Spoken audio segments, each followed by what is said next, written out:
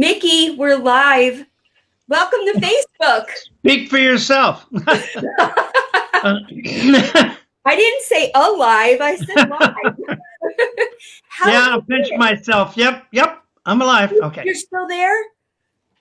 What? You're still there? You're still in one piece? Well, more or less. What do you uh, do? What does Mickey going a Dolenz little. do? I'm sorry. What do you do when you're not, traveling the way that you've been? Oh, I've been doing a lot of stuff. Getting a little stir crazy. I had a conversation with a spider today. He's a really nice guy. I was a web designer. Let me. Can I tick down how many times I hear that joke? Yeah. Are we Okay. good? I No, have a. I hate to use the word enjoy because of all the tragedy and a lot of people are suffering, but I am really kind of taking advantage of this time off, because my life, as you know, is in and out of airplanes, airports, hotels, and restaurants. So the last place, they just shut down all the restaurants here in California again. And the last place I want to go is a restaurant. I mean, I spent, so I'm doing a lot of cooking, taking cooking classes online and doing like gourmet meals every night and working in my shop and working and in my garden. A lot of stuff around the house, uh, renovations and things I've wanted to do for years, but I've just never been around long enough to do them. Now let me ask you. Do you request that Donna or the vegetables applaud sometimes when you leave the room, just so you feel like you're still on the stage? That's funny. Yeah. What's the sound of a carrot applauding? Uh, Do you know yeah. Well, two? Donna applauds every time I leave. So you're used to that. It was 2 years ago today that you sang at the Philadelphia Citizens Park the national anthem. Oh wow. Oh, It that's now right. It was July 4th. July Uh, 1st. yeah. I mean, yeah. The July. It was on the first 2 years ago. Oh wow. That was cool. That was I fun. was that was probably the most nervous I've ever seen you, because you don't normally get nervous ever. No, but only when I'm stretched out. I'm stretched doing something that I'm not used to. I get nervous. I got nervous before, doing the opening night of a musical. Everybody does. You can't help it. But and I get nervous at certain, functions and certain. I was pretty nervous before the first night of the Mike and Mickey show because there was so much new material, different material, and different configuration, different band members. But if I'm doing my solo show, it's pretty well locked in, and so it isn't nerves. I get excited. I get pumped up. I get a bit of an adrenaline rush, but I'm not so nervous about screwing it up or something. I was actually looking up the statistics, and you probably don't remember, but it was like it felt like 100 degrees on the field. It was actually 94 degrees, and that day in Philadelphia, and the attendance was almost 23,000 people. Wow. I know. That's the Mm. largest place I think I've ever seen you sing. Yeah. But Yeah. that was great. We had all of our friends and family that were Yeah. there to see you. Um, so that was a good, and you got the key to the city, which was actually the Liberty Bell. Yep. I did. And yeah, I remember it. I don't remember it being hot, but I was probably because, like you say, I was probably kind of nervous. I've done that before, sang the national anthem. I did it once at Arlington Stadium in Texas years and years ago, and it's challenging because of the echo, because of the feedback. Not the feedback, but the echo kickback from the speakers that are 300 yards away, and it's so it's kind of tricky to keep on tempo and in pitch when you're hearing yourself like 5 seconds. They told me to be the first time I did it. They said be careful, you're going to get some echo. And I was like, oh, yeah, I'm used to that, you know. And I had no idea because I was like, oh, Jose, can you? Oh, Jose, oh, Jose. 'Cause it was going round and round. It was real tough to keep on track. Wow, that was, and the video that your nephew Marino filmed has over 40,000 views of you behind practicing and rehearsing and everything else. Oh, how cool. Yeah, That's great. I'm what not a sure good I look. saw it. I probably did see it. I can't remember, but You should yeah, check that's him cool. out. It was He's a pretty good. big He's a night. good singer. I'm sorry. I said you should check him out. He's a good singer. His name's Micky Dolenz. He's a keeper, I promise. So I wanted to ask you a couple of questions that I never asked you and that most people don't ask you.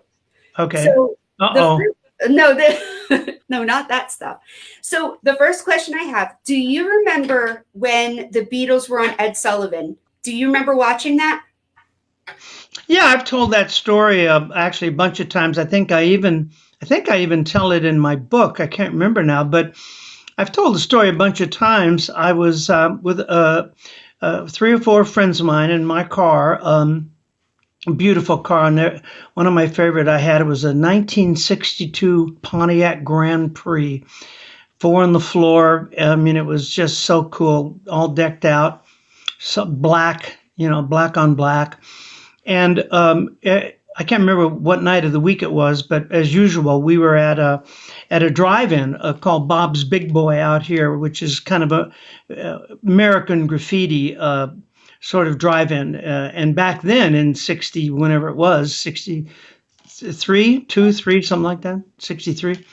Um, they still had car hops coming around and bringing your burger to the window, and you roll the window down. They put a tray in, and they were still doing that. So I don't remember whose idea it was, but somebody had said there's this big thing on Ed Sullivan, a thing called the Beatles, and we were in Bob's Big Boy at the drive-in, and another friend of mine had said he got a battery-driven black and white little television, and no one had ever seen one of these before.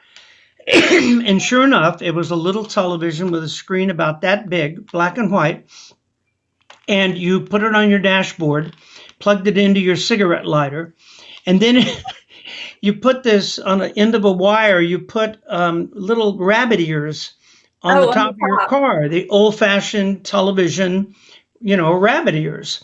And you tweaked it and turned it and played with the ears until you got a pretty lousy picture, a fuzzy black and white picture. And sure enough, we sat there eating hamburgers, watching the Beatles on Ed Sullivan, and also watching this other act who no one really had ever heard of, a kid from a Broadway musical named Davy Jones. Who? The one from with the locker, right? Yeah, right. What are Yeah, the odds of that? yeah, no kidding. Is that crazy? Because then it would have been only a year or so or two later, I guess. I mean, somebody out there must know what the air date was of that first Ed Sullivan thing. I don't remember, but Did Davey ever mention if he passed them like through the hallway or anything like that? The Beatles, like when one was coming off stage, one was going on stage. well, he may have Jody. I don't remember him, telling any stories about it. He could have, Yeah. but I don't recall, frankly. No. All right. So that was something I wanted to ask you. I want to congratulate you on getting inducted into the California Music Hall of Fame. Yeah, how cool is that, huh? That's like the Wow. best ceremony. You just wear your boxers and you don't even have to leave your house because of everything being shut down. I know. Yeah, it was quite an honor. I was very flattered. It was quite an honor. Yeah. I was so happy for you. I feel a little bit bad that we haven't been able to have a party for it, but I'm assured that we'll be able to do that at some point, right? Well, I hope so. Yeah, I It, hope so. I don't know the details, but it was quite an honor. Yeah. and then you like all of a sudden you're so much is going on. You're no, nothing is going on, and yet everything's going on for you. we watched that Epics thing on Laurel Canyon. Yeah, That was pretty interesting. very interesting. I'm so glad that my dear friend Henry Diltz got such a huge shout out from it. I mean, it was, he was in that in that doc, so much, and deservedly so. He was really a fulcrum at that time, unbeknownst to a lot of people. But and thank goodness he was around. He was the Samuel Pepys of of that of that time and place. And with oh my God, those wonderful, wonderful photos and experiences. Yeah, I was in it a little bit. But I added my 2 cents here and there. Well, here's the question: when Josh and I were watching this, and they were showing a lot of different of your friends who actually made it. I mean, like, your friends are more famous than anybody's friends. Did you guys ever, like, after the Monkees ended, talk about maybe collaborating on a new project with you? Well, like, who do you mean? I don't know, any famous people, like how the Mamas and the Papas Oh, and Jackson Brown and the Eagles, and they were all kind of collaborating. And you had the best voice of everybody. ah, well, thank you, Jody. I think we made a deal. I send you a check for $100 for that, right? No, you're missing a zero. Oh, right. At the time, I can only speak for myself. Uh, After when the Monkees went off the air, and David and I toured a bit, and recorded a little bit, and then I had already sort of aimed myself in the direction of production. I directed an episode of the Monkees, and I started a little production company, Dolenz Productions, and I was doing commercials and a little bit of documentary stuff. Frankly, I had a recording studio, and I did have a deal at MGM Records and a couple of singles. But frankly, I was really focused on producing and directing and writing TV and film. And I was out. I pitched a few things around town, and then shortly thereafter, I was offered. And frankly, also, I was just like kicking back and hanging out with Alice at the pool, because those 2 or 3 years of the Monkey Show and the filming the show and recording the music and going on tour, it was pretty intense for quite a while, nonstop, 24/7. So I frankly, was also enjoying just kind of hanging out and learning to play golf and hang gliding. And stuff like that, and then as you know, I ended up moving to England initially to do that play, the Point with Davy, but I was already, even then, I was pretty focused on film and television production and stuff like that, and that's when I got my big break at the BBC in London. And I'd only gone for 3 months to do the play, and I was going to come back to LA. But as it turned out, I didn't have anything specific to get back to LA for. And I got a job at the BBC, and I could work over there because I'd married an English lady, Trina, of course. And I just thought, this is too good of an opportunity to pass up. And it was one of those stories. I went for 3 months and stayed for nearly 12 years or something like that. But it was mostly all doing TV and film production. So that's a long answer to your question. After the Monkees, I really, I remember Harry Nilsson produced me in a couple of songs, I remember. And well, can you tell the Frank Zappa story for those who aren't familiar with Frank Zappa calling you when he was starting his new band? Yeah, sure. He lived down the street, he'd come over to my place. I went over and visited him there because it was all walking distance between these places up in the hills. And it was very informal. You just walk in, the doors were all open, and you just walk in and hang out and then, go home, or not. And uh, uh, so yeah, so it was after, I'm pretty sure it was like right at the tail end. I think Davey and I were still recording. I'm pretty sure that I know that Peter had quit, and I'm pretty sure that Mike had also quit, and it was just Davey and I, and we did an album called Changes. And one day, I got a call from Frank, and he was a big fan of the Monkees. He was on the TV shows, and also in the movie Head, and he was a fan. He got it. He understood what it was all about. And he called me, and I remember this conversation. He said, "I'm starting a new band, the Mothers of Invention, and I want you to be the drummer." And after I picked myself up off the floor and changed my underwear, I said, "Well, geez, God, I'm so flattered." And wow. And he said, "Yeah, I'd like you to be the drummer, but you would have to get out of your recording contract with RCA Victor, because we're going to record, and everybody has to be free and clear from any entanglements with other record companies." And I said, "Well, I have no idea, but I'll call." And I did. I called the powers that be, and they just flat said no, because they were still selling a lot of Monkey records at the time. And they said, "No, we can't let you out. You have a few years left on your contract." And I'll be honest, and I've told this story, I was kind of relieved because I knew Frank Zappa and I knew his music, and boy, I'd have had a tough row to hoe to keep up with, with that kind of music, because I wasn't a studio drummer. I wasn't the kind of cat that, get a call for 3 o'clock in the afternoon at Studio A at Capitol to play with Quincy Jones's orchestra, for a Frank Sinatra record. I wasn't the wrecking crew. I had learned what I had to learn to play live, the Monkey material, but I wasn't a studio cat in any sense of the word. And so I think I was kind of relieved. "I'm sorry, Frank. They won't let me out of the contract." Whew. I wonder if I would have still been so big a Monkey fan, because Frank Zappa's music is just nothing. It's really just different.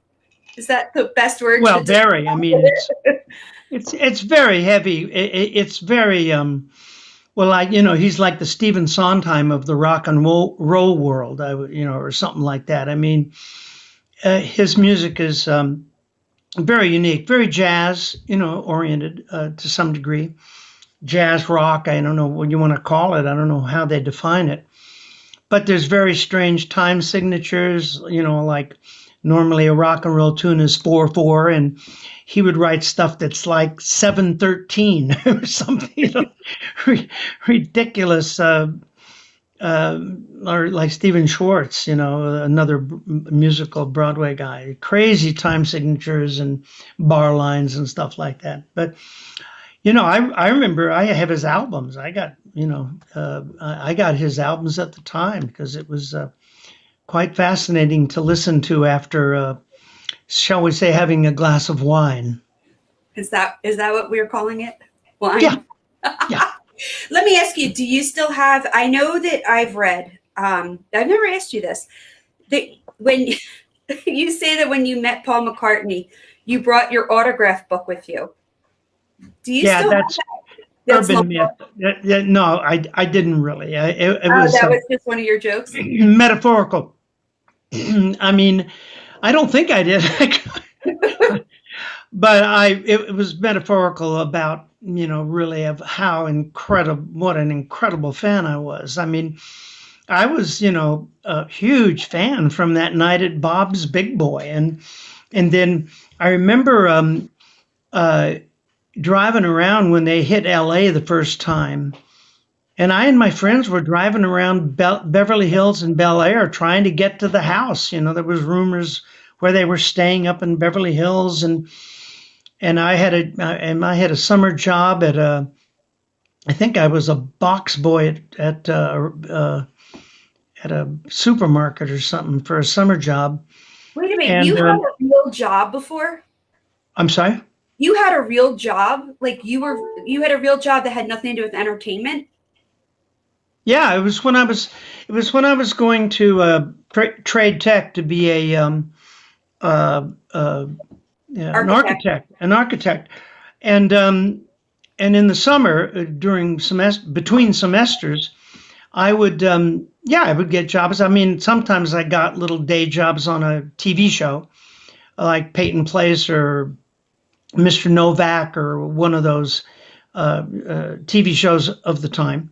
But other, the rest of the summer I needed something to do, and I had a couple of jobs. I worked at a chicken delivery, one of those, like what was called Chicken Delight. Try, don't cook tonight. Call Chicken Delight. I All think right, that was the I think first they owe job. you a royalty now. What? They owe you a royalty now. Yeah.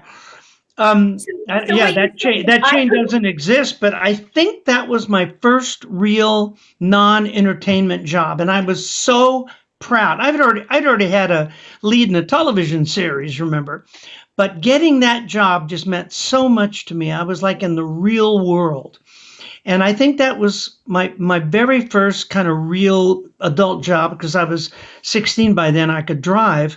Before that, I think I'd worked in the summer for a few weeks at my dad had a Mercedes Benz, and the Mercedes Benz garage for maintenance was just down the street, and I think he got me a job changing oil in Mercedes Benz and sweeping up the place. I think that was probably before I was 15 or 14 or 15.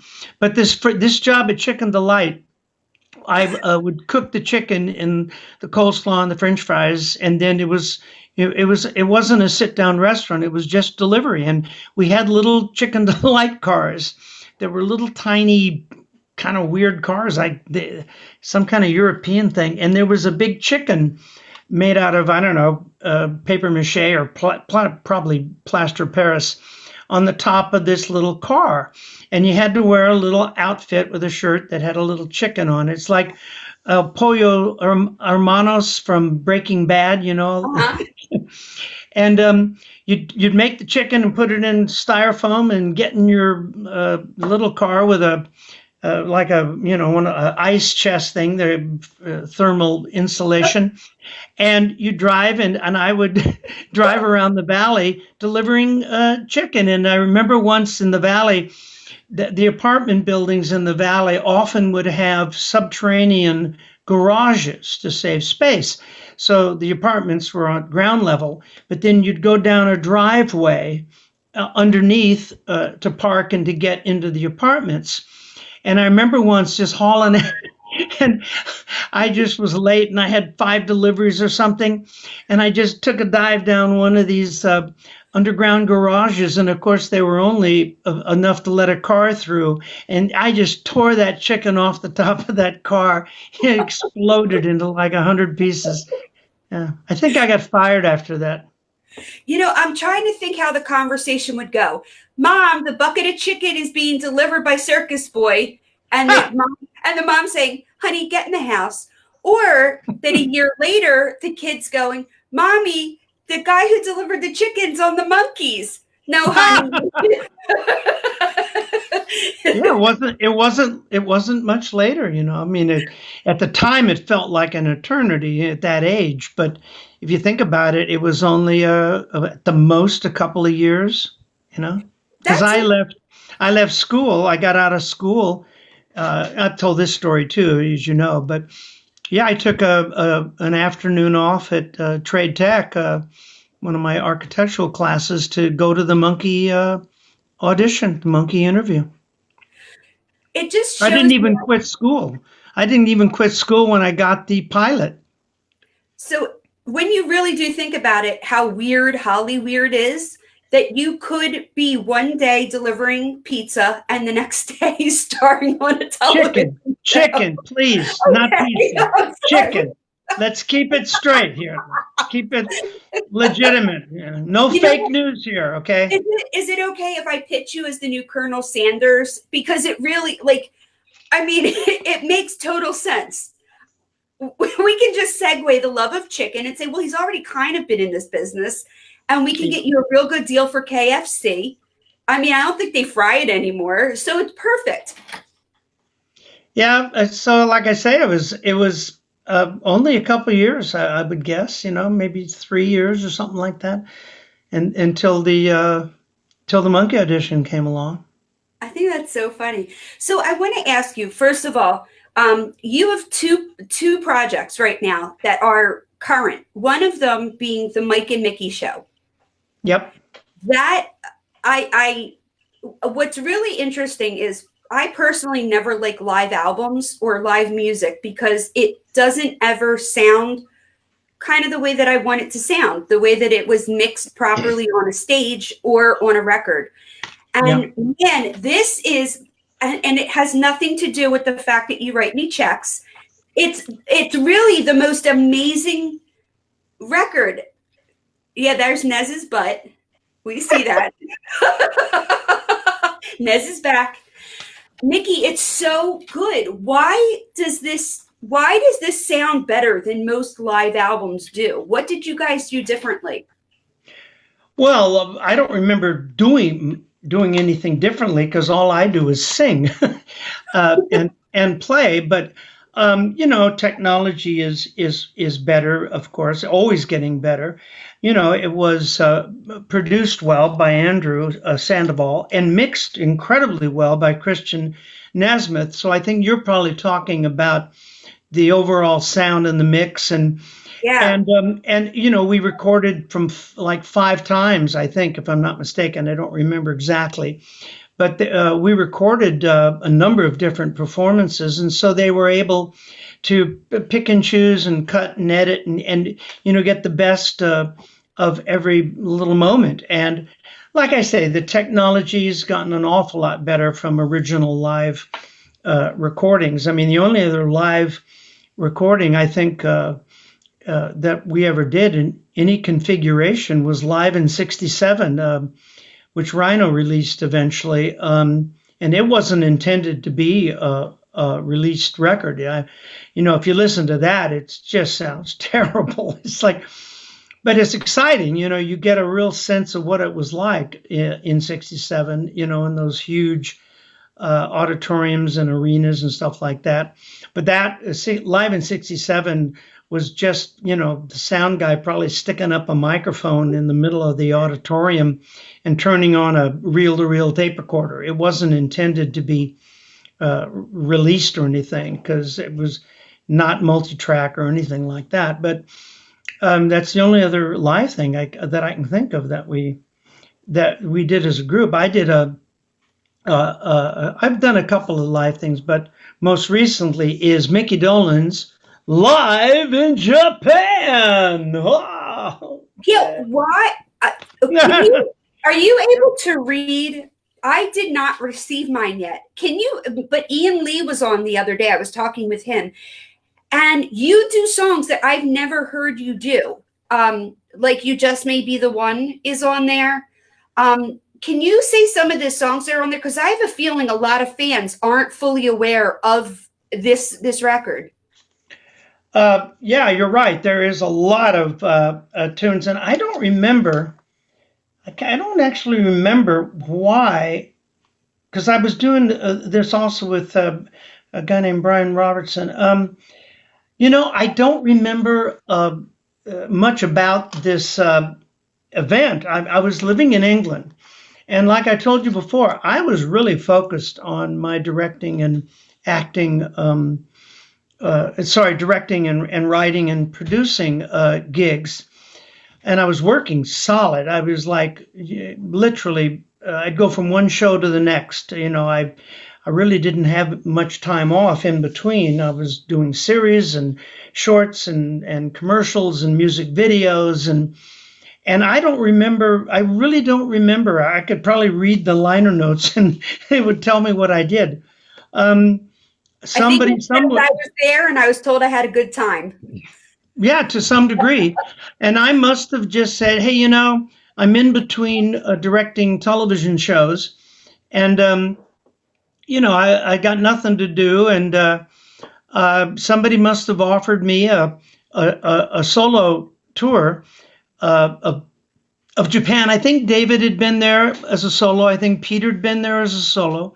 So somebody obviously got in touch with me and said, "You want to go to Japan for a week or two?" I think it was only a week or two, and do some solo shows. And I said, "Yeah, cool."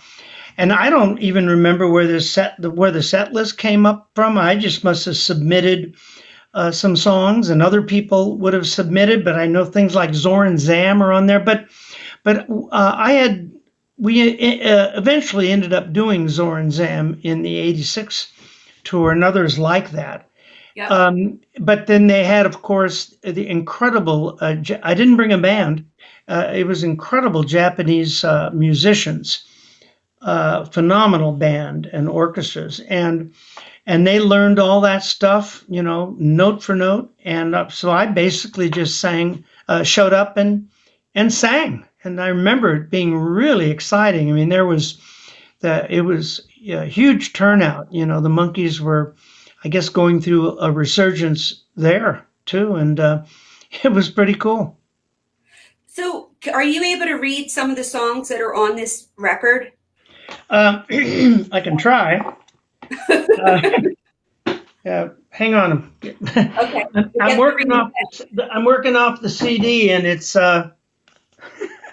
Hang on a second. Well, Sunny Girlfriend, just may be the one, ready? It's Zorn Zam. Pillow Time, the one my mom wrote. Shades of Grey, No Time, Daydream, I'm going down. Beverly Hills, one of the songs that I recorded when I first got to the UK. And then To Be or Not to Be, that was a song of Brian Robinson. I'm Your Man, Brian Robinson. Tomorrow from Bugsy Malone, because I directed and wrote the book on Bugsy Malone. And let's see. There's some really interesting tunes on that CD, and I'm so glad that 7A and Ian and Glenn, have released it and the package is great. Liner notes are extensive. I haven't read them because I'm afraid what they may say, but Do no, you it was, speak? but Do it you was speak? it was very short, brief little stint. And I went right back to the UK and started production on my next series. At the time.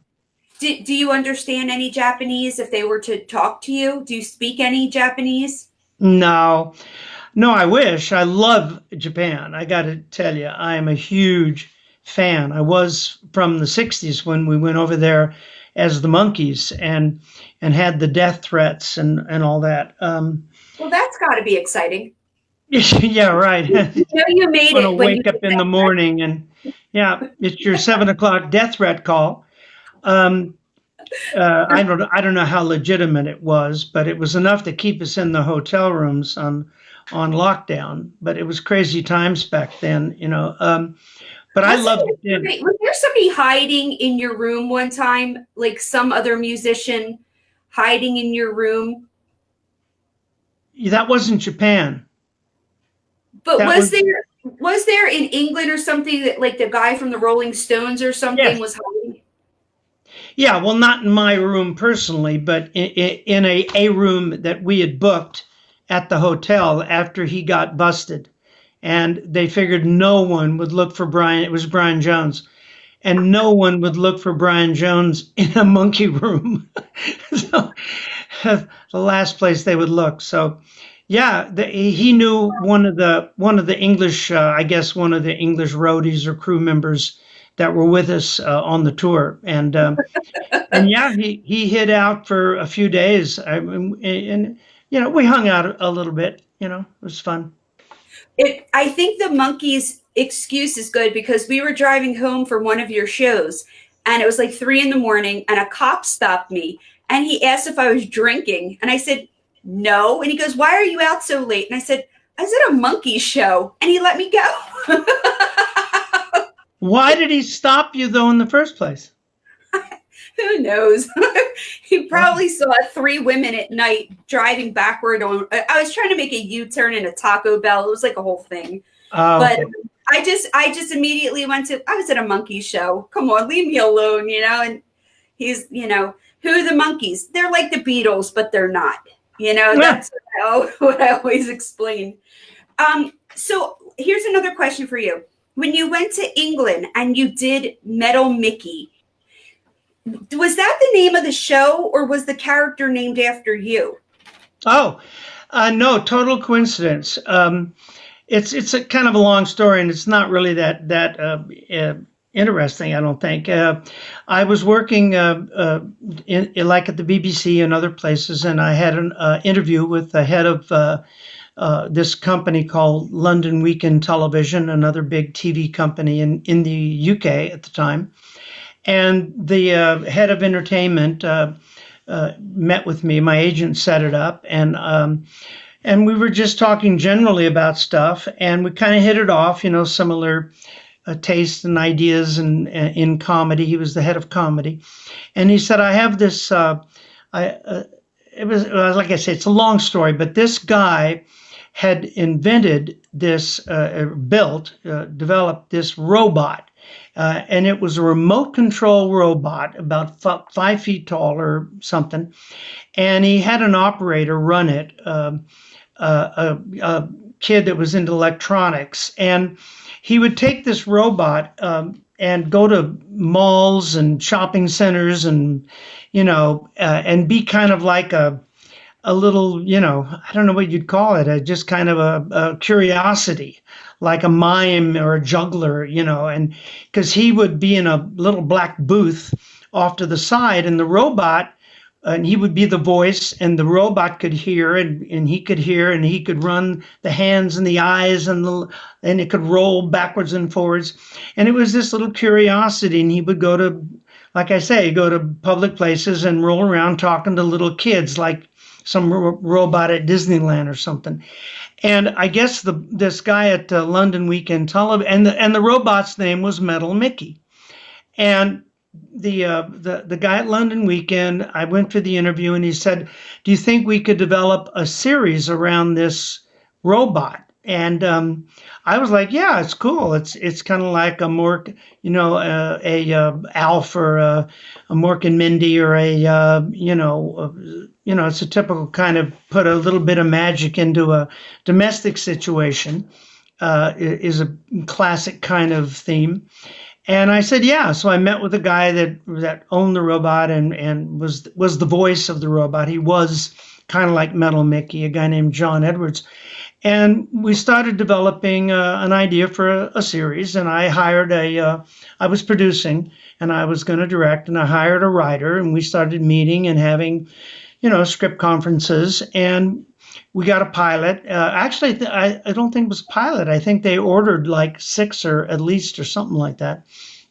And it just all of a sudden exploded into this great big hit. It was well, in England they would call it a kid show, a children's show, but over here you would have said like family, family show, 7:30 at night, like Alf, Yeah. or Okay. Mork and Mindy, or Yeah. something like that. So it'd And be more of a sitcom time. It would be after it was dinner. prime time, Yeah, prime time. early prime time, like early prime time. And it just was a huge hit. But no, the robot's name happened to be Metal Mickey. And I, of course, was known by most at the time still as Mickey. But what would happen is I'd be on the set, and somebody would say, "Mickey," and both of us would turn around, me and the robot. And it was then that I changed my name to Michael. Michael Dolenz, and to distinguish me from the robot, but also I felt Michael was, as a producer, director, and writer, it just made sense, I guess. And so I was known in England all those years as Michael. And when I go back over to the UK, all my old friends and all the people at the television and film companies still refer to me as Michael. That's got to be a lot easier. So when somebody's in a restaurant and they call Michael, you're the only one that would turn around. Yeah, right. So, you told me another story before, about when you, because I'm lucky, I get to hear all the cool stories that I can only imagine. You were in the same room as Princess Diana before. Yeah, yeah, but that's it. Just the same ballroom at a big English country Downton Abbey kind of mansion that was holding a what do you call it, a charity ball event.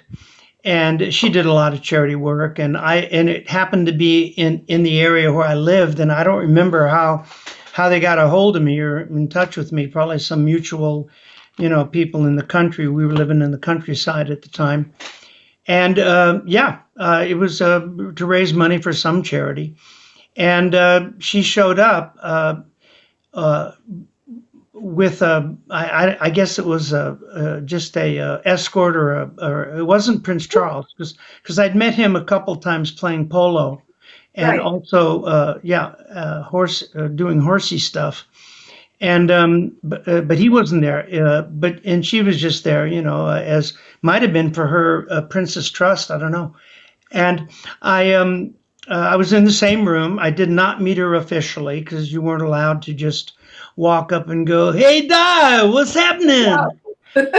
Yeah, you weren't allowed. You would have had to been officially invited to Kiss her be in ring. the greeting line or something. But I do remember seeing her, and she looked at me across the dance floor, and it looked like she smiled, and maybe she recognized me or not. I have no idea. Oh my God. Okay. Um, all right. So I only have a couple more questions because I think you're just the most interesting person that talks to me. Oh yeah, right. I'm sorry to tell you that. Um, is there ever a project that you said no to that you wish you took? And then is there ever a project that you took that you wish you said no to? There's a lot of the second category. But I won't enumerate on them. But there have been projects that I took when after the fact. I kind of wish I hadn't, but you never know. I mean, it isn't. I don't recall ever going into something with any kind of dread.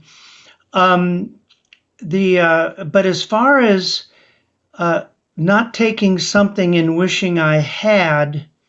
Oh, I wasn't offered it, but I had been offered an interview as a director when I first came to back to the United States in the late '70s, early no, sorry, late '80s, early '90s. There was my agent here representing me as a director. Said, I have an interview for you for this film, a small kind of independent crazy film, and they want to meet you, as they know about your English work, and they want to meet you as a potential director. And the movie was called The Adventures of, what is it? Uh, oh God, The Adventures of Bill and Ted or something like that. Bill and Ted's Excellent Adventure? Yes, yes, That little movie with yeah, right. Keanu Reeves? With a couple of unknowns at the time. Um, And I read the script and I turned it down, the interview. It wasn't an offer or anything, but I said, I just don't, this isn't me. I was probably thinking at the time I wanted to, I'd done so much comedy and stuff in England. I probably said, oh, I want to do something serious, maybe a drama or mystery or something. And of course, I regret not at least going to the interview. But See, but now it's I fun. have more respect for you now because I can't stand that movie. So Oh, now I'm not the only one who was. Now, my family, on I the don't other think hand, I probably didn't get it, or I didn't think it was right for me. But I do remember, now that you mention it, a number of years ago, I was called up by, and I think it was the People's Choice, or was it Nickelodeon? awards. The might have been the Nick Awards or the People's some kids show awards thing, a big one out here in It Los would be Angeles. probably the Nick Awards, Nickelodeon Awards. It could have been. And they called up my agent and they said, we got a great thing. We want Micky. And they had a couple of other child stars. I won't mention who they were. But, names, names. And they said, we have this great idea that Micky is going to put on like a 60s Monkees costume, and we're going to strap him into a harness and fly him into the stage over the audience to give an award. And it didn't take me long to say no to that. Yeah, I'm really happy with the decisions that you've made. It sounds like you're really smarter than I thought. So now let me see. I just want to make sure because I actually took notes on this and everything. Oh, I have 67 Monkey Micky t-shirts. Have you ever bought a t-shirt at a concert? You mean not my own concert? No, God, no, please. I hope not. I buy all the t-shirts at my own concerts. That's like rob Peter to pay Paul. I don't want nothing more miserable than a old aging rock star going home with a bunch of unsold merch in the trunk of his car. I still have my 1986, my first Micky Dolenz t-shirt that you autographed. It's got some moth holes in it. But I mean, have you ever like gone to a concert and enjoyed yourself and bought merch there? No, but then again, I've only been to very, very few concerts of other artists in my life. I could probably count them on one hand, maybe half a dozen, maybe a couple more. But and what no, was the Beatles, right? I've never bought merch. No, what? But you guys did get to see the Beatles, didn't you? Yeah, we saw the Beatles at Dodger Stadium. I didn't buy merch, but we were already together filming the pilot or the series or something like that. I can't remember, but it would have. But we were together, with the producers. But I didn't buy any merch. And gosh, I mean, I've been to a couple of Paul McCartney concerts as a guest. And who else? My first concert, official kind of real concert, was James Brown in 1961 or two, or three, something like that. I saw James Brown. I was a big fan. Everly Brothers in London. Neil Diamond, again as a guest. Johnny Mathis, that was a huge one for me. That was one where I actually bought the tickets because I was a huge Johnny Mathis fan, and he had a tremendous influence on me as a singer. Is there a Johnny Mathis song that you sing while walking around the house? Misty. Really? Yeah, a lot. Well, that's very uplifting for walking around the house, I was a huge fan of him and Nat King Cole and that ilk of people. Billie Holiday, Ella Fitzgerald. What? When you guys did 33 and a Third, had you ever met the guys that played the piano, Billy Preston and I'm drawing a blank. Oh God, Brian Auger and the Trinity. I mean, those people, or was that the first time you ever met them when they came to play with you? When it was Billy Preston, it was Jerry Lee Lewis and Little Richard. It was Fats Domino, Jerry Lee Lewis, and Little Richard. Okay. I doubt it. I don't think so. I can't remember. I mean, I'm pretty hazy that time. No, I don't think so. I'm thinking I might have met.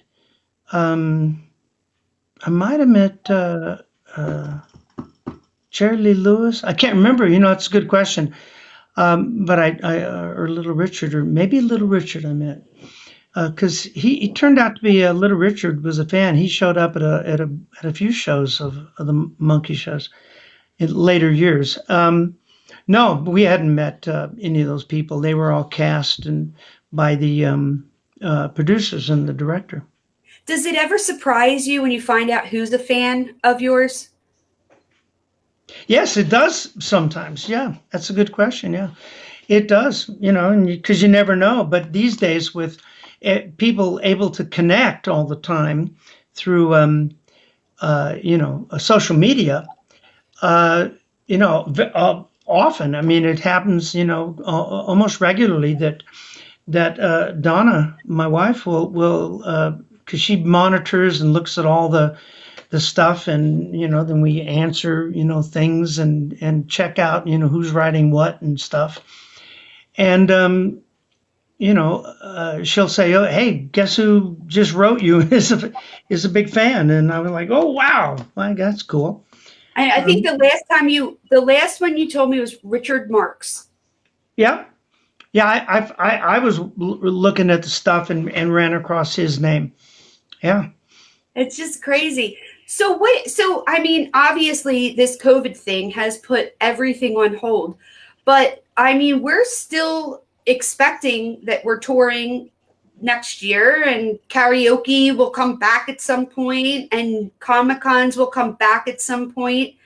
I mean, do you have any plans of staying home in your vegetable garden, or are you going to be ready to go? Are you ready to be the same Micky Dolenz as we are hoping you are? Well, yeah, I mean, that's what I do. It's my day job.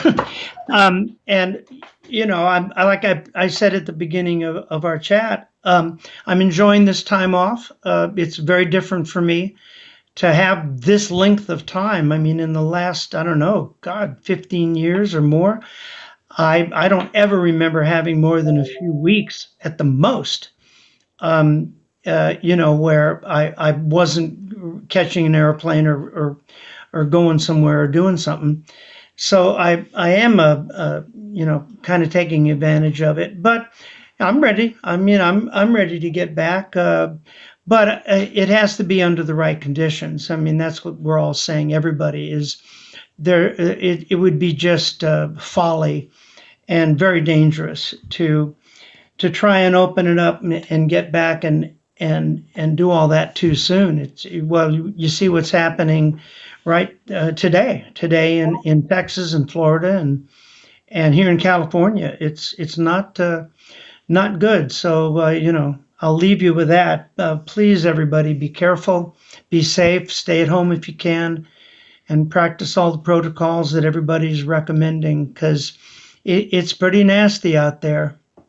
It really is. I mean, I'm lucky I don't personally know anybody, thank goodness, that has Well, I gotten do. what you do. I mean, well, yeah. I mean, we lost, I think, one of the best producers we ever had on Good Times, Adam Schlesinger, and we lost him very early on. It was like even before it had become this, big nightly news pandemic thing. I mean, we'd heard about it, of course, but And he didn't even fit into that age bracket, or when they were saying it's affecting more older people. He was like, I think 51 or something, young guy. Yeah, absolutely. And I don't know the details if he had Yeah. any underlying medical conditions. I don't know. But now it's like Yeah. anybody is vulnerable at any age, and so like I'm being careful. We are, my family, all my family, kids, and everybody are being as careful as we can. So the best thing we can do is listen to the new records. We've got on MickyDolenz.com, or MickyDolenz.com gives you the website where people can order the Mike and Micky CD. They can order the Mike and Micky record. They can order the Live in Japan CD, the Live in Japan limited edition record. Like, you have all kinds of cool stuff there. So people can still listen and engage in music just safely right now. Yeah, but there's no T-shirts available because I bought them all. Well, that's good, because I'm currently going through mine. So if you need some extra, I've got a couple of Michael Nesmith T-shirts that would look Cool. great on you. Great. Well, great talking to you, Jody, and great talking to all the people out there. I hope that was interesting and fun. That was great. I had a good time. I miss you so much. I can't wait to see you. Just keep doing what you're doing, and I'll keep emailing you all the ideas that I have that one day we will get to. Okay, great. Mwah. Love you so much. I'll talk to you soon. Yep. See you later. Bye-bye. Bye. Bye, everybody. Bye. So I told you, Micky is still here. He's still planning on entertaining us as soon as we can. So you can go to MickyDolenz.com. He's got the records there that you can get the new music. He's signing them. I did just see that the Hollywood show, which was supposed to be in August, has now temporarily been rescheduled to October. The best thing to do if you really want something autographed, just go directly to his website, because that's the easiest way to obtain it. It's safe, it's smart. And also, one thing with Micky, a portion of the proceeds always go to Make-A-Wish. That's one thing that we always do. So you're doing something really good. And also, you're allowing him to continue to buy his own merchandise. If you buy it from him, he then recirculates it and buys more of it. So anyway, thank you so much for hanging out with us. I was actually nervous for that one. Go figure. I never get tired of hanging out with him. So stay safe and be smart. And the next person I'm going to have is Bobby Hart. I'm just waiting to confirm a time and a date for Bobby Hart, and I will let you know. So keep making sure that you socially distance. And thank you so much, everybody. I hope that you had a good time, and I will see you soon. You are all amazing. Thank you for everything. Keep having fun. Bye.